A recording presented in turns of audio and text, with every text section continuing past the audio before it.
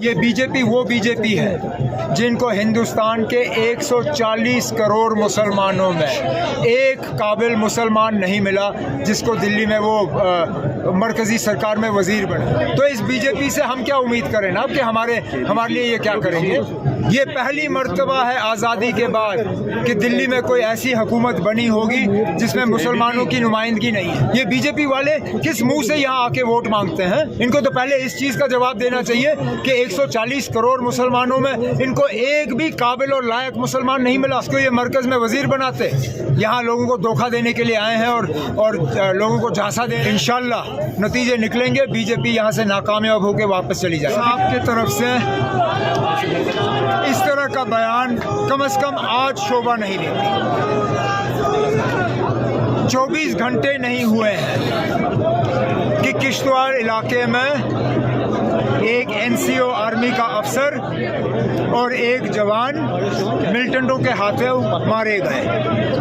आज शुमाली कश्मीर में अभी भी एक एनकाउंटर चल रहा है। शायद ही जम्मू का कोई ऐसा इलाका है जहां पे मिलिटेंसी का असर रसूख हमें देखने को नहीं मिलता।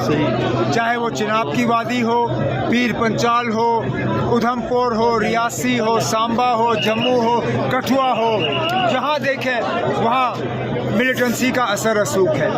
वज़ीर आज़म साहब और कुछ भी कह सकते हैं, लेकिन ये नहीं कह सकते कि उनकी पार्टी ने जम्मू कश्मीर में मिलिटेंसी के खिलाफ लड़ने में कोई खास कामयाबी हासिल की है। जी सर, ये बताइए कि 3 खानदानों के राज को जिस तरह से फिर आज पीएम ने वहाँ पर जो है, अब उनके पास और कुछ कहने के लिए है क्या? जम्मू कश्मीर में उन्होंने और कुछ किया नहीं, कोई नए प्रोजेक्ट आए नहीं। जो प्रोजेक्ट आज बन रहे हैं वो पिछली हुकूमतों की देन है। नया तो इस गवर्नमेंट की तरफ से हमें कुछ नहीं मिला, खासकर पिछले 5 सालों में। इसलिए वज़ीर आज़म साहब मजबूर होके 3 खानदानों की बात करते हैं। जी, आखिरी फैसला तो लोग करेंगे। देखते हैं लोग कितने वज़ीर आज़म साहब की बातों से मुतमईन हैं। कोई नहीं ना, आप इंजीनियर रशीद साहब क्योंकि वो आपको वो तो जिनके इशारों पे वो इलेक्शन लड़ रहा है, जाहिर सी बात है वो हमें टारगेट करेंगे। वो कहते हैं कि अगर वो आज बीजेपी को कमज़ोर करने के लिए इलेक्शन लड़ रहे होते वो हमें निशाना नहीं बनाते। देखिए ना, यहाँ वैसे लोग हैं जो, अब चलिए छोड़िए, मैं इस चीज़ में पढ़ना नहीं चाहता हूँ। क्यों टारगेट किया जा रहा है वो आप उससे पूछिए ना, मैं क्या कह सकता हूँ। वजह क्या हो सकती है? वो आपको उससे पूछना पड़ेगा, मैं क्या कह सकता हूँ। तो पीएम ने स्टेटहुड रेस्टोरेशन की बात भी किया आज। क्या स्टेटहुड को रेस्टोर करने क्या कहा कि स्टेटहुड रेस्टोर किया जाएगा और जो फेक प्रोमिसेस किए जा रहे हैं आपके साथ, उनके झांसे में ना आए। हाँ, वो तो सही बात है। बीजेपी की जो झूठे वादे हैं यहाँ भाईचारे को बढ़ाने के लिए और अमन और इन चीज़ों के, ये तो झूठे वादे हैं। ये वो लोग हैं, ये बीजेपी वो बीजेपी है जिनको हिंदुस्तान के 140 करोड़ मुसलमानों में एक काबिल मुसलमान नहीं मिला जिसको दिल्ली में वो मरकज़ी सरकार में वज़ीर बनाए। एक भी नहीं।